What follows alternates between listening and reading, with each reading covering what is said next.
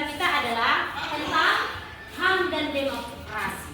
Jadi sebelum kita lebih dalam memahami materi kita perlu tahu apa tujuan yang hendak kita capai di dalam pembelajaran kita ini. Yang pertama adalah, silakan anak kami, Hendok, apa tujuannya? Menerima dan meyakini HAM sebagai anugerah Allah. Ya, yang kedua, silakan anak kami, Tono. Menunjukkan sikap dan perilaku yang mencerminkan menghargai nilai-nilai HAM dalam kehidupan sehari-hari. Glenn, Anthony, silakan. Memahami demokrasi dan hak asasi manusia berdasarkan etika. Dan yang keempat adalah Glenn, si Buya.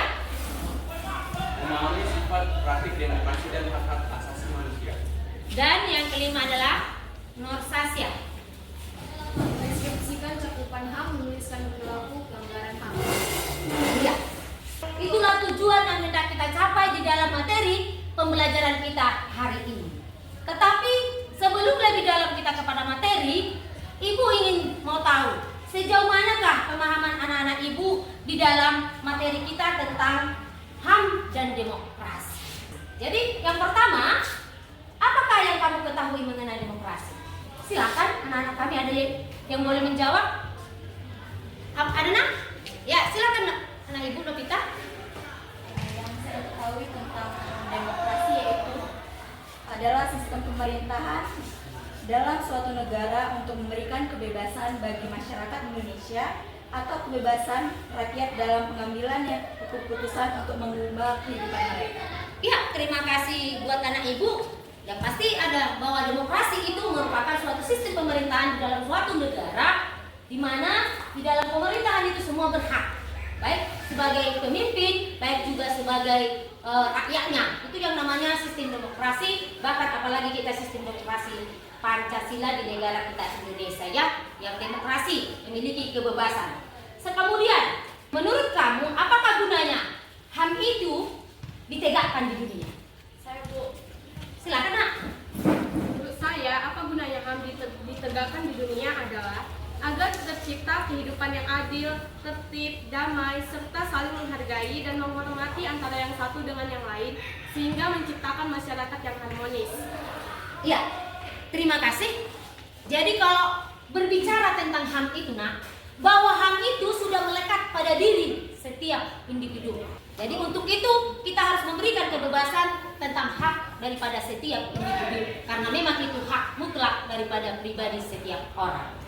Jadi untuk lebih dalam lagi kita memahami materi kita di dalam pembelajaran kita HAM dan demokrasi, ada baiknya kita awali dulu pertemuan kita ini, kita berikan pujian kepada Tuhan.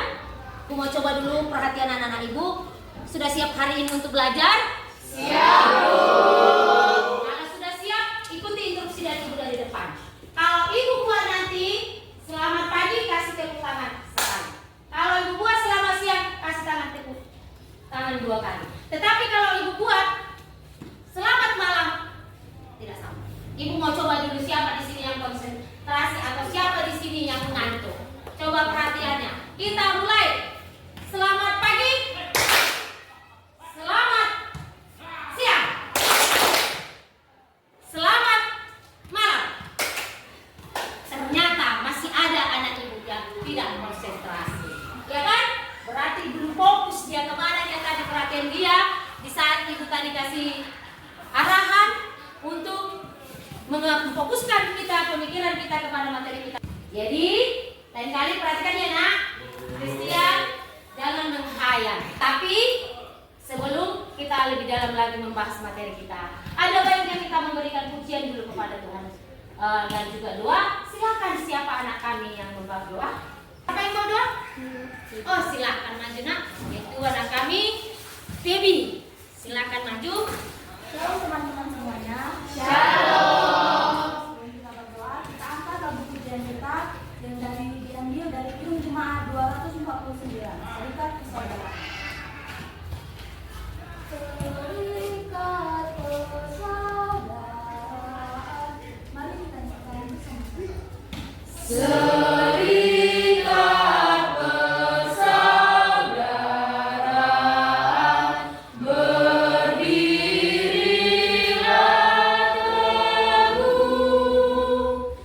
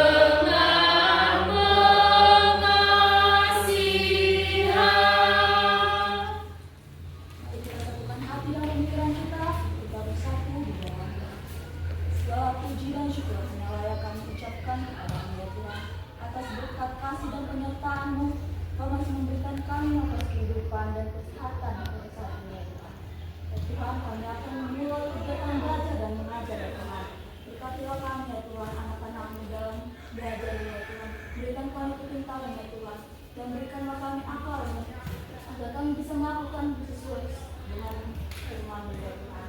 Ya Tuhan, kami berdoa untuk guru kami ya Tuhan, untuk melakukan kegiatan hari ini ya Tuhan. Berkati ya Tuhan, berikan dia kesabaran dalam hidup kami ya Tuhan. Dan apapun pekerjaan yang akan kami lakukan, Engkau menyertai ya Tuhan. Berikan dia Tuhan berkat daripada-Mu ya Tuhan. Ya Tuhan, kami berdoa untuk orang tua kami ya Tuhan. Pada saat ini berada di mana ya Tuhan. Apapun pekerjaan yang mereka lakukan ya Tuhan, Engkau menyertai mereka ya Tuhan. Engkau memberikan mereka kesehatan ya Tuhan. Dan Engkau memberikan berkat kepada mereka ya Tuhan. Ya Tuhan, kami adalah manusia yang telah pernah luput dari dosa dan kesalahan ya Tuhan. Hapuskan segala dosa dan pelanggaran kami ya Tuhan, agar berkat kami yang bisa kami terima ya Tuhan. Terima kasih ya Tuhan, hanya di dalam nama anak Yesus Kristus kami berdoa dan mengucap syukur. Amin. Terima kasih buat anak ibu. Coba dulu pandang temannya kiri dan kanan. Hadir semua? Hadir semua? Terima kasih ya. Berarti semuanya hadir ya. Ya. Jadi kalau di dalam Alkitab kita boleh perhatikan di dalam ayat Alkitab tentang bagaimana sebenarnya HAM itu yang akan Tuhan kehendaki atau yang dituntutkan kepada kita di dalam pembelajaran kita hari ini tentang HAM itu sendiri dan demokrasi. Karena kita ketahui di dalam pembelajaran kita ini ada beberapa hal yang perlu kita perhatikan berdasarkan iman Kristen. Ya, kalau berdasarkan iman Kristen itu HAM itu adalah di dalam kitab 1 Raja-Raja, yaitu tentang seorang Raja Nabot. Raja Nabot itu adalah yang menyalahkan gudang kekuasaannya di dalam kepemimpinannya sebagai raja. Dia di dalam 1 Raja-Raja 21 itu. Di situ Raja Nabot seolah-olah karena dia sebagai raja, dia itu adalah tidak memperdulikan rakyat yang dipimpinnya itu di dalam kepemimpinannya. Bahkan ada sifat otoriter, pemaksaan. Itu sudah termasuk daripada pelanggaran daripada Raja Ahab yang di dalam Alkitab itu. Kemudian kalau berbicara dengan HAM-nya, kalau HAM kita sudah ketahui. Kalau kita sudah mampu duduk bersama, hidup rukun, itu sudah merupakan daripada perwujudan daripada HAM. Ya, HAM. Jadi ada kaitannya di dalam Alkitab, di dalam Mazmur 133. Mazmur 133 itu adalah di sana dijelaskan bahwa kita itu dituntut untuk hidup rukun. Jadi kalau kita sudah bisa hidup rukun, saling menghormati, saling menghargai, itu sudah merupakan perwujudan daripada HAM itu sendiri. Jadi untuk itu buat anak-anak kami sekalian, kita harus berusaha untuk menciptakan situasi, suasana yang damai. Karena itu merupakan kita sudah mewujudkan daripada HAM itu sendiri.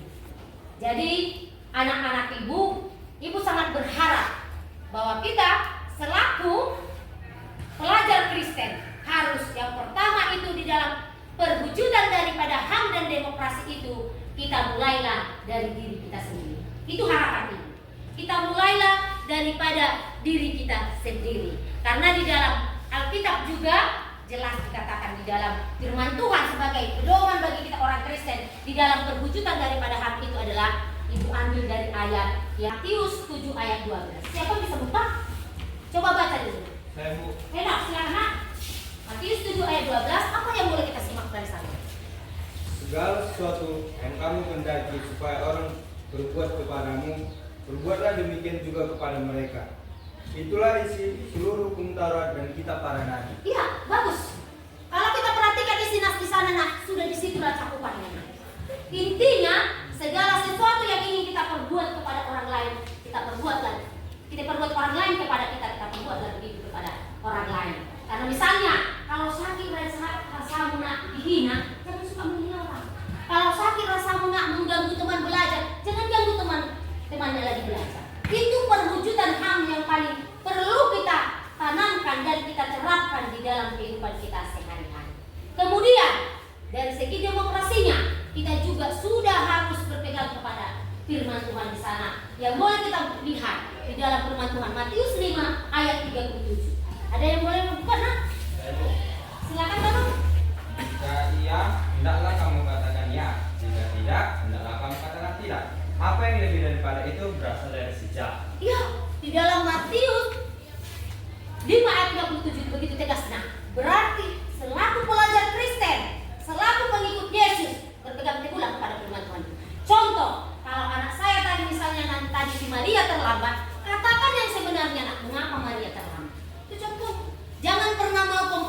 dosa.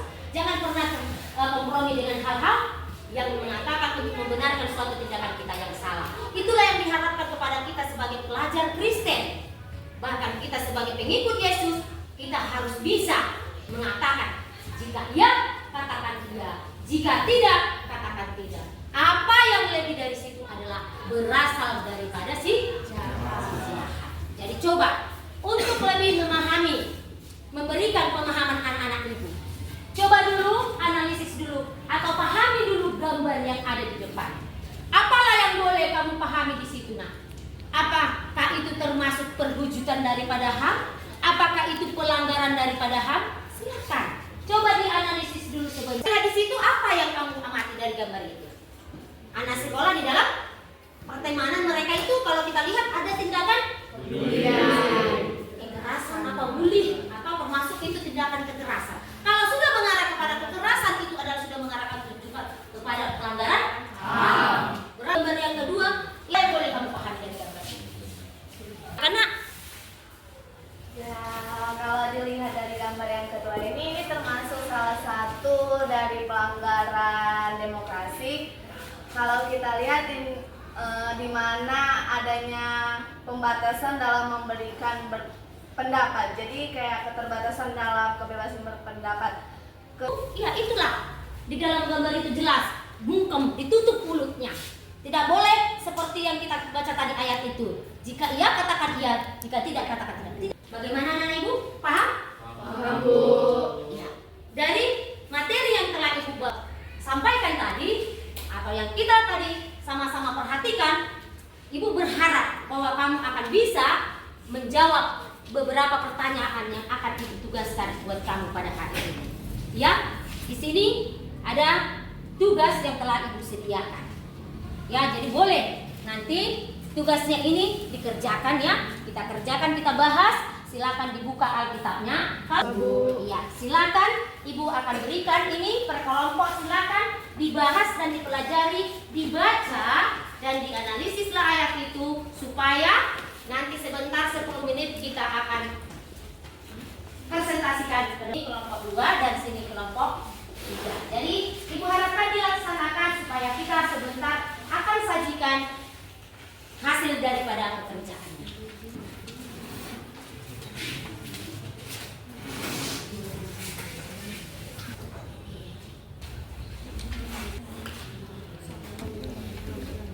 Ada yang kurang mengerti? Sudah bisa? Kelompok 2, silakan. Jelaskan apa yang kalian pahami dari 1 Raja-Raja 21 dalam kaitannya dengan HAM dan demokrasi. Dari 1 Raja-Raja 21 ayat 1 sampai 16 dalam ayat ini mengingatkan kita bahwa kita tidak boleh merampas hak orang dan menyalahgunakan kekuasaan yang telah diberikan. Di mana Nabot tidak mau menjual kebun anggur yang telah diwariskan nenek moyangnya kepada dia, sementara Raja Ahab ingin menguasai kebun anggur tersebut. Ya, iya, terima kasih buat anak kami. Yang kedua tentang Mazmur. Silakan kelompok mana? Kelompok 3. Apa perwujudan HAM yang ada di dalam Mazmur 133? Pada ayat ini Allah menginginkan supaya kita hidup rukun. Karena apabila kita hidup rukun, maka kita akan terhindar dari berbagai konflik atau masalah. Kemudian yang ketiga, di sini adalah pelanggaran. Silakan, boleh menjawab? Iya, silakan buat anak kami kelompok 1.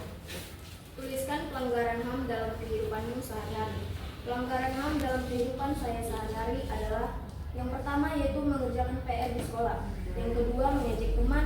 Yang ketiga mengucapkan kata-kata yang tidak baik atau cakap kotor. Dan yang keempat pencemaran nama baik seperti pencemaran nama baik orang tua. Bagus, silakan duduk. Pertanyaan yang keempat, silakan.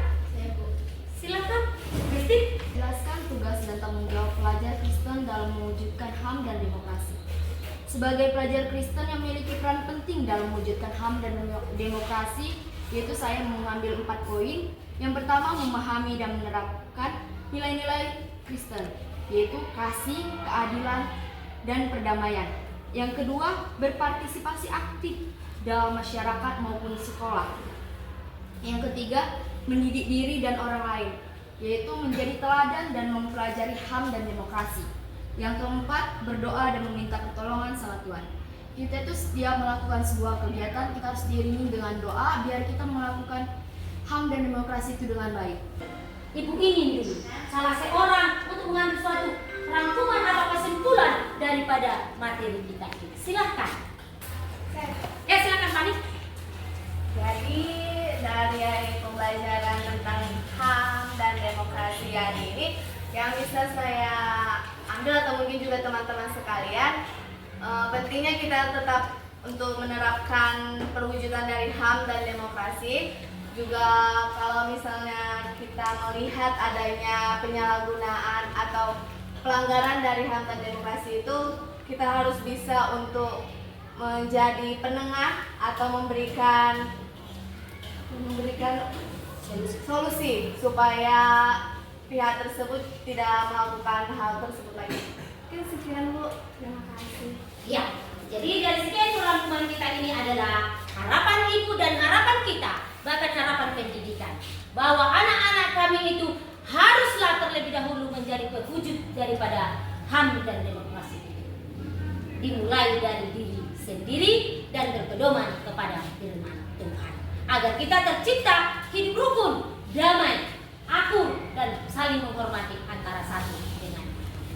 Itulah yang boleh Ibu sampaikan di dalam materi kita hari ini. Semoga apa yang telah kita dapatkan, kita pahami, kita realisasikan di dalam kehidupan kita sehari-hari. Jadi sebelum kita akhiri pertemuan kita tutup dalam doa. Siapa nak yang memimpin doa? Silakan.